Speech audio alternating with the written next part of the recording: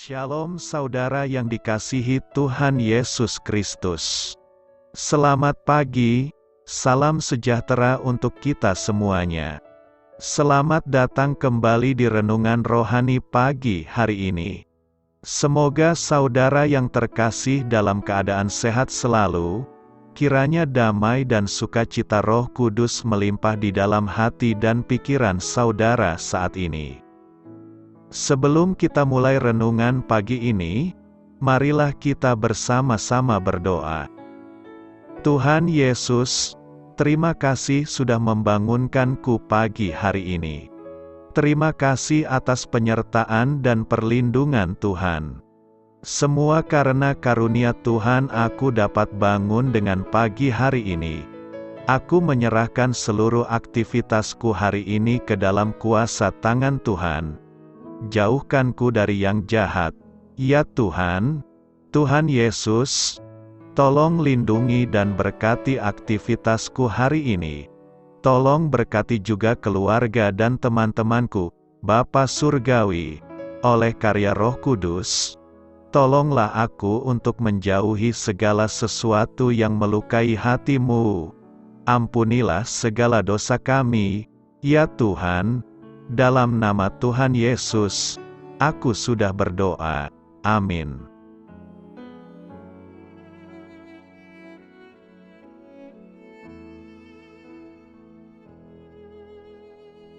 Sahabat Suara Sion, pembacaan ayat emas Alkitab renungan kita hari ini.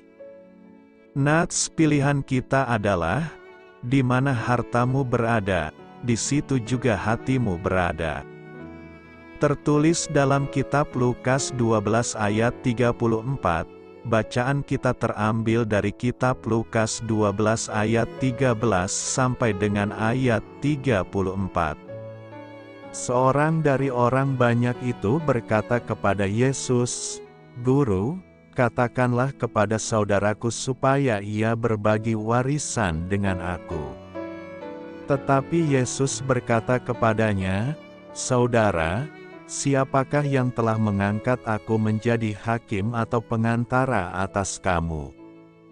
Katanya lagi kepada mereka, "Berjaga-jagalah dan waspadalah terhadap segala ketamakan, sebab walaupun seorang berlimpah-limpah hartanya, hidupnya tidaklah tergantung daripada kekayaannya itu." Kemudian ia mengatakan kepada mereka suatu perumpamaan, katanya, "Ada seorang kaya, tanahnya berlimpah-limpah hasilnya. Ia bertanya dalam hatinya, 'Apakah yang harus aku perbuat, sebab aku tidak mempunyai tempat di mana aku dapat menyimpan hasil tanahku?' Lalu katanya, 'Inilah yang akan aku perbuat. Aku akan merombak lumbung-lumbungku dan aku akan mendirikan yang lebih besar dan aku akan menyimpan di dalamnya segala gandum dan barang-barangku. Sesudah itu aku akan berkata kepada jiwaku, jiwaku, ada padamu banyak barang, tertimbun untuk bertahun-tahun lamanya, beristirahatlah, makanlah, minumlah dan bersenang-senanglah.' Tetapi firman Allah kepadanya, 'Hai engkau orang bodoh, pada malam ini juga jiwamu akan diambil daripadamu, dan apa yang telah kau sediakan, untuk siapakah itu nanti?' Demikianlah jadinya dengan orang yang mengumpulkan harta bagi dirinya sendiri. Jikalau ia tidak kaya di hadapan Allah, Yesus berkata kepada murid-muridnya, 'Karena itu aku berkata kepadamu, janganlah khawatir akan hidupmu, akan apa yang hendak kamu makan, dan janganlah khawatir pula akan tubuhmu, akan apa yang hendak kamu pakai. Sebab hidup itu lebih penting daripada makanan dan tubuh itu lebih penting daripada pakaian. Perhatikanlah burung-burung gagak yang tidak menabur dan tidak menuai dan tidak mempunyai gudang atau lumbung, namun demikian diberi makan oleh Allah.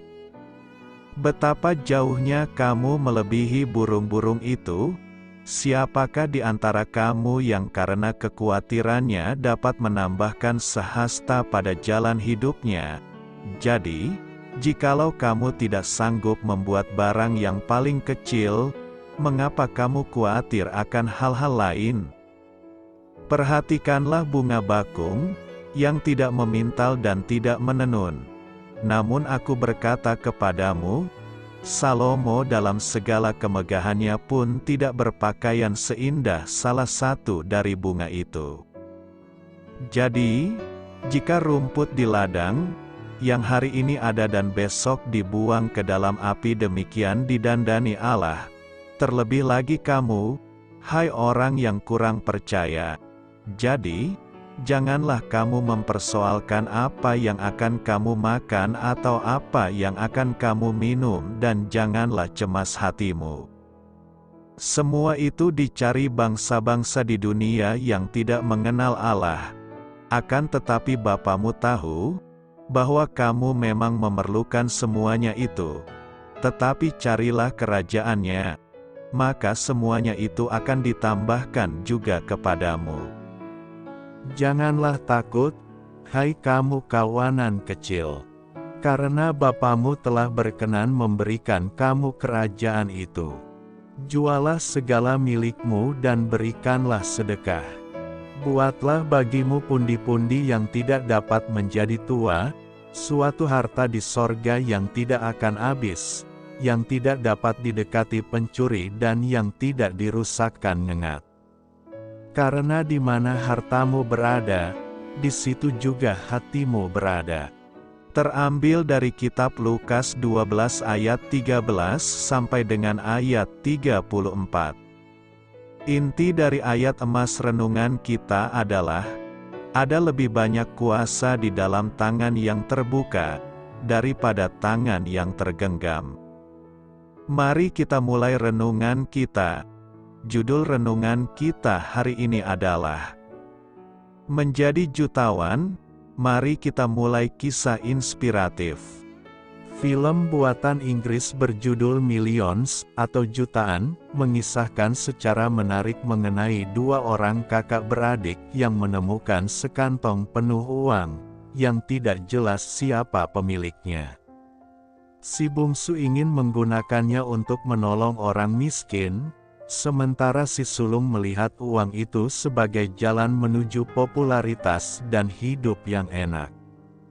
Film itu membandingkan secara kontras kebebasan dari roh yang murah hati dengan kefrustrasian dari tangan yang menggenggam. Saat berkhotbah dari Kejadian 3, pendeta saya berkata, kejatuhan manusia ke dalam dosa telah membuat tangan kita menggenggam kuat. Ajaran Yesus tentang iman dan kemurahan hati menuntun kita untuk membuka tangan. Dia berkata, "Janganlah takut, hai kamu kawanan kecil, karena Bapamu telah berkenan memberikan kamu kerajaan itu. Jualah segala milikmu dan berikanlah sedekah. Buatlah bagimu pundi-pundi yang tidak dapat menjadi tua, suatu harta di surga yang tidak akan habis, yang tidak dapat didekati pencuri dan yang tidak dirusakkan ngengat. Karena di mana hartamu berada, di situ juga hatimu berada." Kata-kata Tuhan mungkin terdengar begitu radikal, sehingga sulit bagi kita untuk mengetahui bagaimana cara mempraktikkannya. Namun, jika kita benar-benar mencari tuntunannya, Dia akan menuntun setiap langkah kita dan menjaga hati kita dari kekhawatiran. Saya yakin, anak yang murah hati di dalam film itu telah memiliki tangan yang terbuka jauh sebelum jutaan uang jatuh ke tangan mereka. Di manakah hatimu berada? Rema hari ini diambil dari Lukas 12 ayat 34 berkata, "Karena di mana hartamu berada, di situ juga hatimu berada." Seorang pemuda berusia 16 tahun ingin mengadu nasib ke kota New York. "Berhati-hatilah, lakukan pekerjaanmu dengan baik, maka kamu akan berhasil, kata kapten kapal tempatnya menumpang. Lalu, pemuda ini menceritakan bakatnya membuat sabun dan keinginan untuk memproduksinya. Wah, akan ada seorang pengusaha sabun sukses di New York, dan itu kamu. Berilah hatimu pada Yesus, nak, dan berilah apa yang menjadi miliknya. Allah akan memberkatimu. Perkataan kapten kala itu selalu ia ingat. Selama di New York, ia menggabungkan diri di sebuah gereja lokal. Tiap dolar yang ia hasilkan dari pekerjaannya di perusahaan sabun, 10%-nya selalu diberikan untuk Tuhan. Hingga akhirnya, dengan ajaib Tuhan memberkatinya, sehingga pemuda ini menjadi seorang yang kaya raya. Ialah William Colgate dengan perusahaan yang didirikannya, Colgate-Palmolive, salah satu perusahaan tertua paling sukses di Amerika. Sikap menomorsatukan Tuhan terlihat juga dari cara kita mengelola keuangan. Tuhan tahu persis mamon atau uang adalah tandingan utama yang bisa menggeser hati manusia dari Tuhan. Tuhan dan iblis juga sama-sama tahu bahwa uang sangat berpengaruh pada sikap hati manusia, karena di mana hartamu berada, di situ juga hatimu berada. Di manakah hatimu berada? Jika hatimu berada pada tempat yang tepat, yaitu pada Tuhan, tentu saja kita akan menempatkan Tuhan sebagai yang utama dalam mengelola uang. Saat kita melakukan hal tersebut, percayalah bahwa hidup kita akan berkelimpahan dari generasi ke generasi. Tuhan Yesus memberkati. Amin. Renungkan, cara kita mengelola uang menunjukkan apakah kita sudah menempatkan Tuhan sebagai yang utama dalam hidup kita atau belum. 1. Siapa atau apa yang menjadi pusat utama dalam hidup Anda? Doa untuk hari ini, kami bersyukur Tuhan. Renungan hari ini mengingatkan kami bagaimana kami harus mengelola keuangan dengan tetap menjadikan Engkau sebagai yang utama. Amin. Doa saya menyertai saudara sekalian. Saya memberkati Anda agar sewaktu Anda mencarinya dari Dia, Bapa Surgawi Anda akan memberikan bagi Anda roti harian Anda. Dalam nama Yesus Kristus, Tuhan yang berkuasa atas alam semesta dan menuntun kita kepada iman yang menyelamatkan. Tuhan Yesus menyertai senantiasa. Tuhan memberkati. Amin.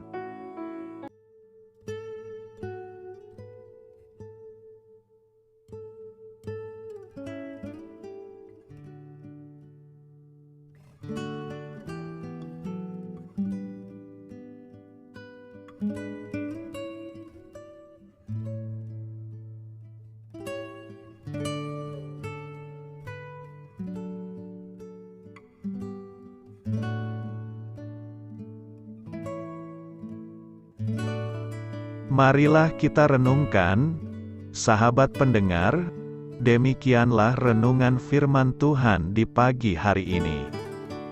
Semoga menjadi berkat di dalam hidup kita, dan sebelum kita memulai segala aktivitas kita pagi hari ini, marilah kita berdoa.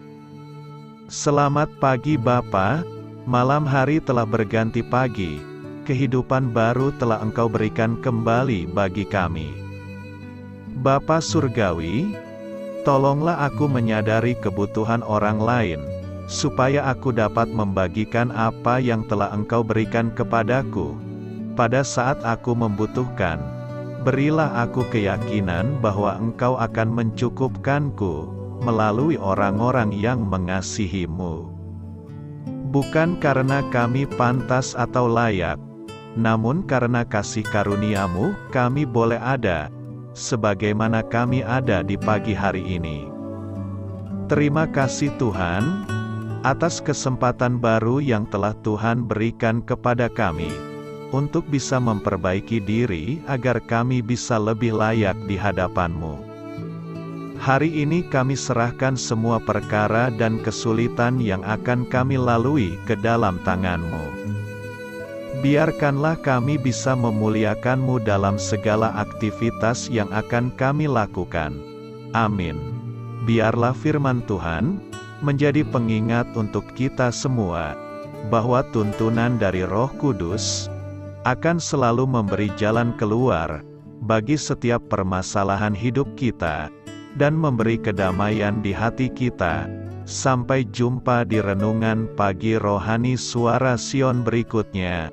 Kiranya Tuhan selalu memberkati saudara semua hari ini. Amin. Shalom.